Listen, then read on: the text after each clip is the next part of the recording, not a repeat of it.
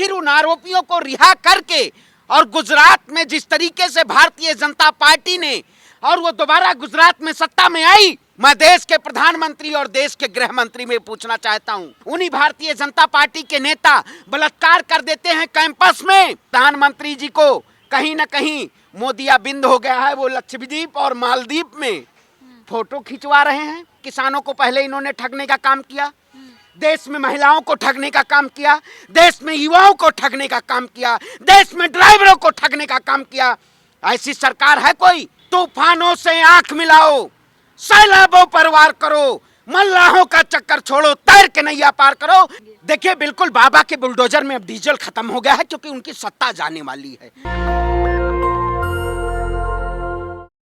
नमस्कार, मैं ब्यूटी गिरी और आप देख रहे हैं नेशनल दस्तक। आज सुप्रीम कोर्ट ने बड़ा फैसला दिया और बिल्किस बानो के वो आरोपियों को फिर से उनकी उम्र कैद की सज़ा में वापसी भेज दिए। 2 हफ्तों में उन्हें सरेंडर करना है और इसको लेकर पूरे देश भर में और तमाम लोग जो हैं खुशियां मना रहे हैं, सुप्रीम कोर्ट के इस फैसले को सराहना कर रहे हैं। इसी मुद्दे पर हमारे साथ बातचीत करने के लिए मौजूद हैं श्रवण पांडे। क्या कहेंगे, सुप्रीम कोर्ट के इस फैसले से कितनी खुशी है? देखिए, जो सुप्रीम कोर्ट का फैसला आया उसका स्वागत करते हैं, लेकिन मैं फिर पूछना चाहता हूं, यहाँ की भारतीय जनता पार्टी की सरकार जो वाकई में बलात्कारियों की सरकार है और बलात्कारियों को संरक्षण देने का काम कर रही है, जब गुजरात में चुनाव था तब आखिर उनकी रिहाई क्यों हुई थी? इसका जवाब कौन देगा? आखिर उन आरोपियों को रिहा करके और गुजरात में जिस तरीके से भारतीय जनता पार्टी ने राजनीतिक तुष्टीकरण करने का काम किया, वोट बैंक की राजनीति का करने का काम किया और वो दोबारा गुजरात में सत्ता में आई, आखिर इसका जिम्मेदार कौन है? मैं देश के प्रधानमंत्री और देश के गृह मंत्री में पूछना चाहता हूं, आज बताइए, वही बहन बेटियों को न्याय जो देश की पहलवान बहन बेटियां थीं, उनके ऊपर इस सरकार के शासनकाल में लाठी और डंडों से उनको बरसात की गई और उनको अपना मेडल वापस करना पड़ा। लेकिन आज तक मजाल है कि देश के प्रधानमंत्री बृजभूषण शरण सिंह को गिरफ्तार कर लें और वही बनारस की धरती जहां से हमारे प्रधानमंत्री सांसद होते हैं, बनारस की उस धरा से बीएचओ आप जानते हैं मदन मोहन मालवीय ने देश के तमाम उन कोने कोने से लोगों को चंदा लेके और वहां का काशी विश्वविद्यालय का उन्होंने निर्माण किया था, जो हिंदू विश्वविद्यालय के नाम से जाना जाता है। आज हिंदू बहन बेटियों को संरक्षण नहीं मिल रहा है। उन्हीं भारतीय जनता पार्टी के नेता बलात्कार कर देते हैं कैंपस में और बाद में मध्य प्रदेश में चुनाव होता है, उनको चुनाव प्रचार में भेज दिया जाता है। नरेंद्र मोदी जी के साथ, स्मृति ईरानी के साथ उनकी फोटो होते हैं, लेकिन अभी तक मजाल है गिरफ्तार कर दिया गया हो। ये सिर्फ और सिर्फ सरकार राजनीति, वोट बैंक की राजनीति करती है। आज तमाम ऐसे देश के मुद्दे हैं जिन मुद्दों को लेके हमारे देश के नेता आदरणीय राहुल गांधी जी इस देश में यात्रा करने जा रहे हैं, उसका नाम है भारत जोड़ो न्याय यात्रा।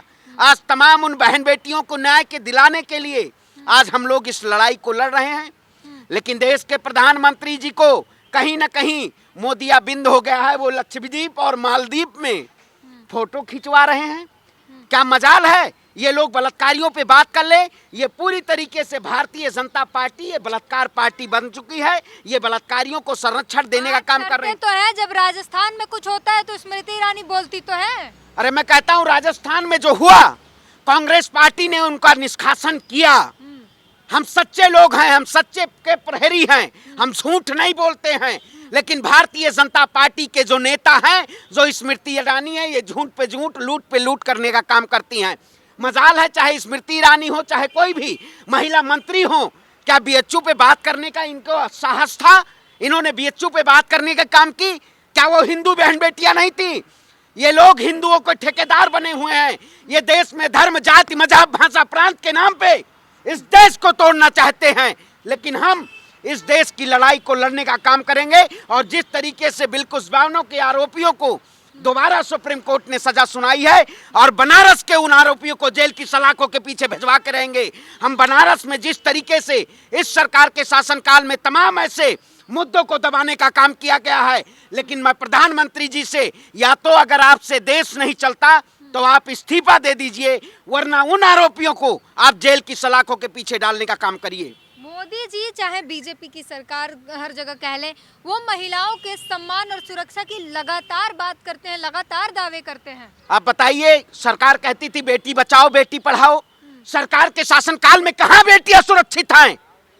आप बताइए, देश में सरकार के शासनकाल में बेटियां सुरक्षित हैं? पूरे देश में आप उठाइए, किसी भी एनसीआरबी का डेटा उठाइए, मैं पूछता हूं, नहीं उठाएंगे क्योंकि आप लोगों को मोदी अबिंद हो गया है। क्यों उठाएंगे? एनसीआरबी का डेटा उठाएंगे आप? नहीं उठाएंगे। आज देश की जनता न्याय और अपने हक और अधिकार के लिए इस लड़ाई को लड़ रही है, और मैं कहता हूं राहुल गांधी जी की इस यात्रा के जरिए पूरे देश में एक नई राजनीति का उद्गम होगा, जिसको सबको हक मिलेगा, चाहे गरीब हो, चाहे मजलूम हो, चाहे जो हो, सबको न्याय की इस लड़ाई को एक साथ मिलकर लड़ना है। और भारतीय जनता पार्टी जैसी क्रूर शासक को सत्ता से बेदखल करने का काम किया जाएगा। ये जुल्म और तानाशाह की सरकार इस देश में नहीं चलेगी। इस देश में न्याय की सरकार चलेगी। जो सरकार न्याय की प्रहरी होगी, उसके साथ हम खड़े होने का काम करेंगे। आप बताइए, देश के किसानों को पहले इन्होंने ठगने का काम किया, देश में महिलाओं को ठगने का काम किया, देश में युवाओं को ठगने का काम किया, देश में ड्राइवरों को ठगने का काम किया। ऐसी सरकार है कोई जिन्होंने एक एक को छोड़ा नहीं हो? ये हिंदू नहीं तो ऐसी सरकार है, ना मुस्लिम ही तो ऐसी सरकार है। ये सिर्फ और सिर्फ पूंजीपतियों की सरकार है।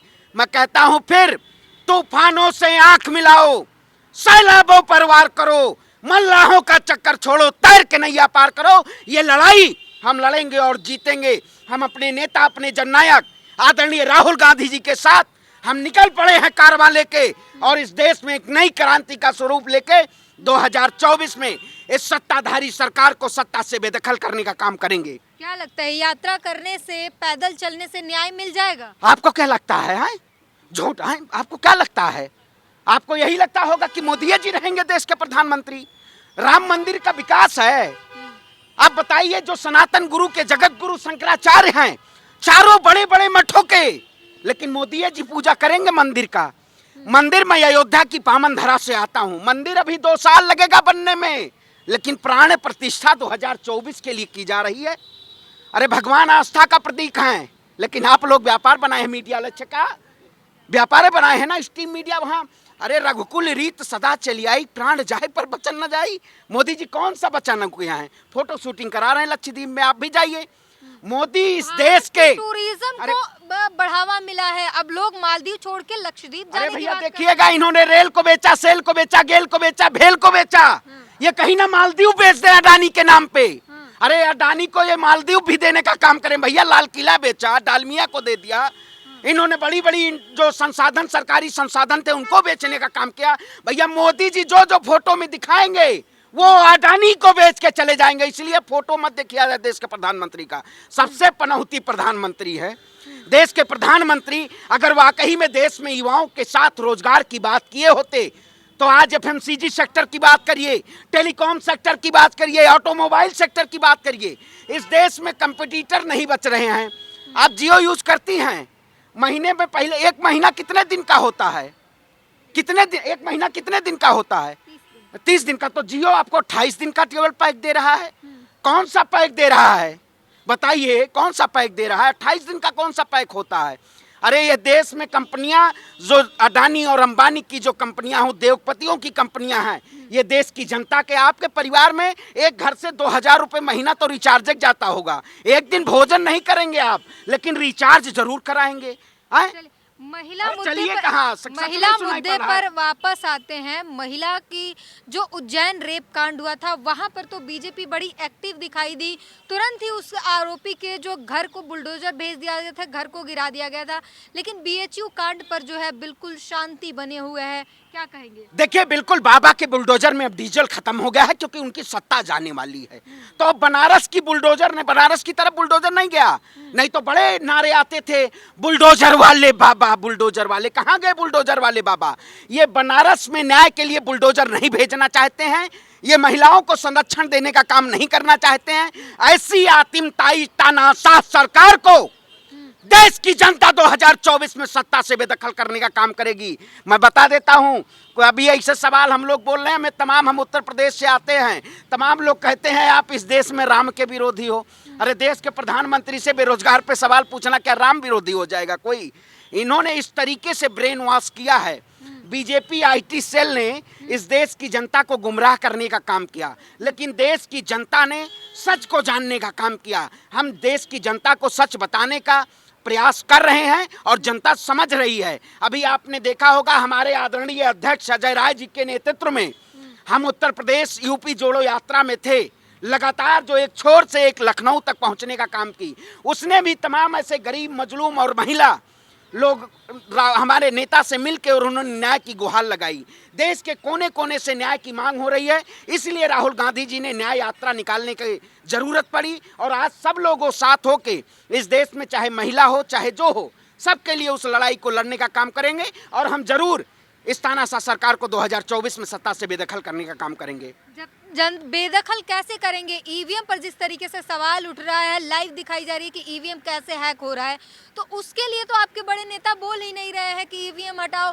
जनता आंदोलन कर रही है ईवीएम हटाने के लिए। ईवीएम कह जा रहा है कि जब तक ईवीएम नहीं हटेगा बीजेपी सरकार नहीं जाएगी। अब बताइए हम क्या हैं? बताइए, हम नहीं है इस देश में जनता या नेता? बताइए क्या है, बता दीजिए आप। आज दिखाई नहीं, कौन है हम?